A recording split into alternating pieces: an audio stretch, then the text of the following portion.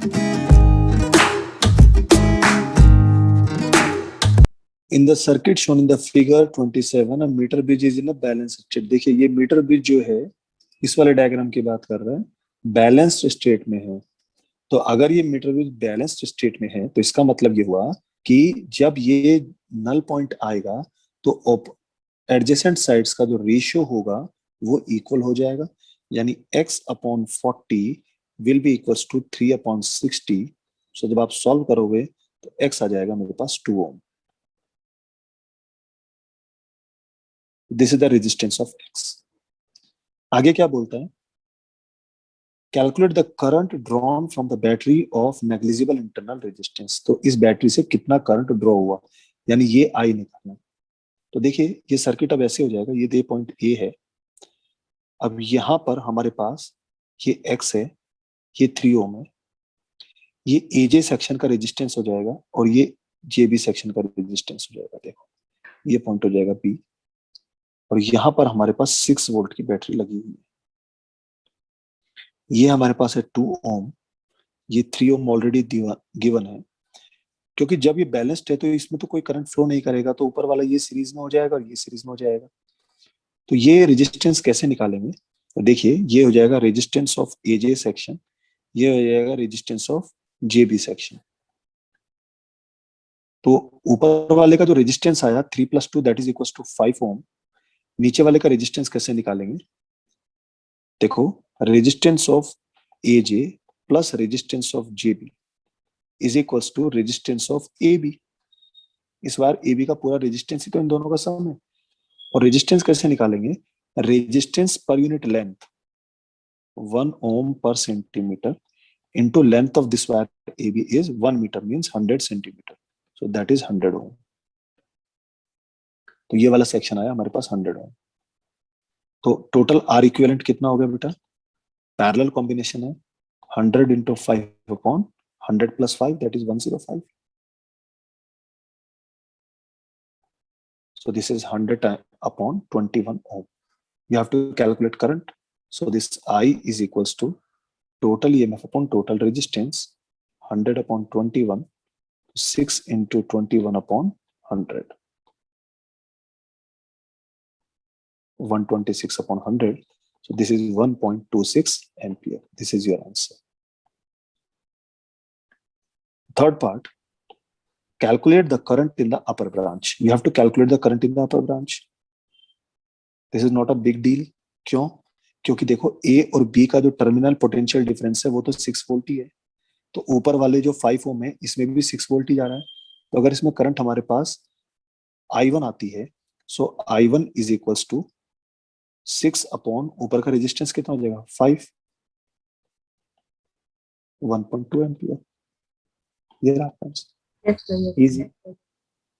With two resistance R1 and R2, where R1 is greater than R2 is greater than R1, in the two gaps of a meter bridge, the balance point was found to be 1/3 meter from the zero end। देखिए ये metre bridge बना लेते हैं सबसे पहले। इस तरह की प्रॉब्लम को सॉल्व करने के लिए आपको पहले मीटर ब्रिज बनाना ही पड़ेगा। ये सेक्शन ए, ये सेक्शन बी, क्लियर। और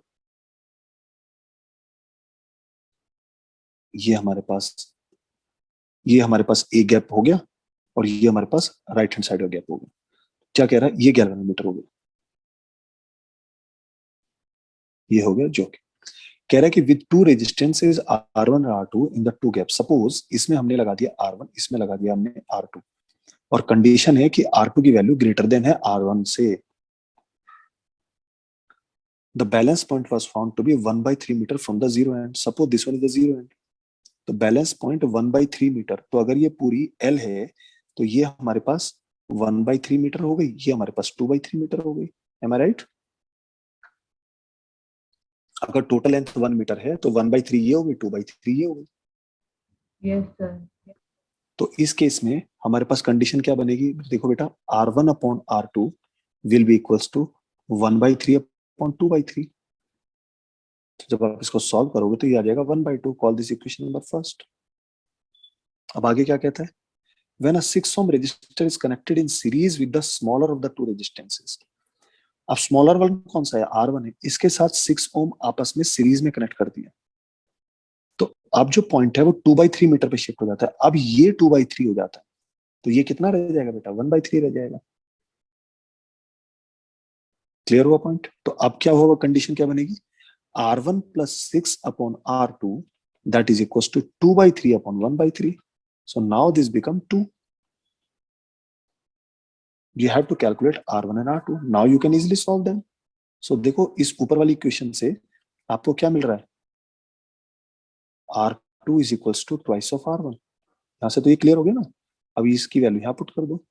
So this is R1 plus 6 upon twice of R1 is equals to 2. Solve करता हूँ, R1 plus 6 is equals to 4 times of R1. So ये हो जाएगा 3R1 is equals to 6. So R1 is equals to 2 ohm. If R1 is 2 ohm, so R2 is 4 ohm. Twice इसका 2 ohm and 4 ohm. Clear? Yes, sir. Yes, sir. Question. Yes, sir. In a meter bridge, balance point is found to be 39.5 centimeter from the left end A if an unknown resistance X is in the left gap. देखो again हमें diagram बनाना पड़ेगा, ये gap बना दिया। जब तक आप बेटा डायग्राम नहीं बनाओगे आप प्रॉब्लम को समझ नहीं पाओगे।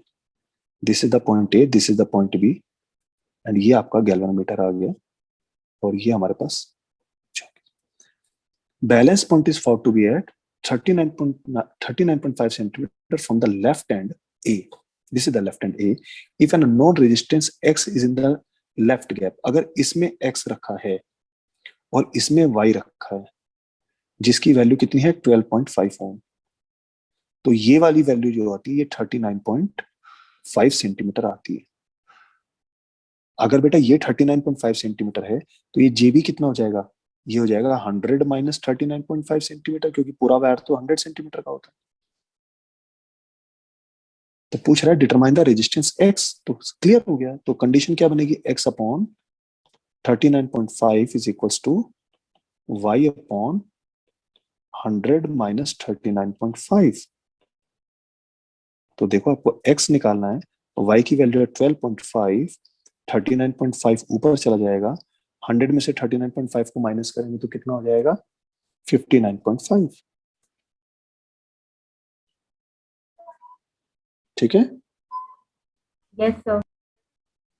59 आएगा, 60.5 आएगा सर, 60.5 आएगा। तो अब आपको इसको सॉल्व कर देना, आपकी वैल्यू आ जाएगी एक्स की। क्लियर हो गया? आगे बोलता है why are the connections between the resistors in the Wheatstone और metre bridge made of thick copper strips. तो मैंने आपको बताया था थिक कॉपर स्ट्रिप्स क्यों यूज करते हैं, क्योंकि इनका रेजिस्टेंस कम होता है, वो करंट के फ्लो से वो हीट नहीं होते, they are the good conductor of electricity, और उनमें हीट जो होता है वो इफेक्ट जल्दी से वो उनके अंदर हीटिंग इफेक्ट नहीं आता। Clear? Yes, sir. B part क्या कह रहा है, determine the balance point of the above bridge if X and Y are interchanged. अब वो कह रहा है कि अगर वाई को आपने यहां रख दिया और एक्स को अगर आप यहां रख दिया तो अब बताइए कि बैलेंस पॉइंट कहां मिलेगा। मान लीजिए बैलेंस पॉइंट यहां से एल लेंथ पे मिलता है, तो ये वाली लेंथ कितनी हो जाएगी बेटा 100 माइनस एल। तो अब उस केस में क्या हो जाएगा, देखो इधर वाई आएगा, इधर वाई आ गया, तो ये हो जाएगा Y upon L should be equals to X upon 100 minus L. और देखो आपने एक्स और वाई तो यहाँ पे निकाल लिए थे ना बेटा, एक्स तो आपने निकाल लिया था यहाँ से, और अगर नहीं भी निकाला तब भी हो जाएगी प्रॉब्लम सॉल्व। कैसे, देखो यहाँ पे एक्स अपॉन वाई अगर मैं यहाँ पे करता हूँ तो ये हो जाएगा 39.5 अपॉन 60.5। तो यहाँ से देखना आप, ये हमारे पास एक्स अपॉन वाई, यहाँ से वाई को इधर ले जा लो, ये हो जाएगा 100 माइनस एल अपॉन एल, और एक्स अपॉन वाई कितना आया 39.5 अपॉन 60.5। क्रॉस मल्टीप्लाई करो और सॉल्व करो, आंसर आ गया आपका, एल निकल जाएगा आपको, जो एल आएगा that is the null point. Clear हुआ? Yes, sir. Find the value of the unknown resistance X and the current drawn by the circuit from the battery, figure 31, if no current flows through the galvanometer. Again, this is the meter bridge. तो Yes, sir. उसने बोला है कि इसके अंदर कोई current flow नहीं कर रहा है, तो आई की वैल्यू 0 है, इसका मतलब ये बैलेंस्ड कंडीशन हो गया। लेकिन इस क्वेश्चन में ये जो वायर ए बी है ये 200 सेंटीमीटर है, मीन्स 2 मीटर का दिया है। तो अब वो बोल रहा है कि वैल्यू ऑफ एक्स बताइए, तो उससे कोई फर्क नहीं पड़ेगा। X upon 120 is equal to 2 upon 80।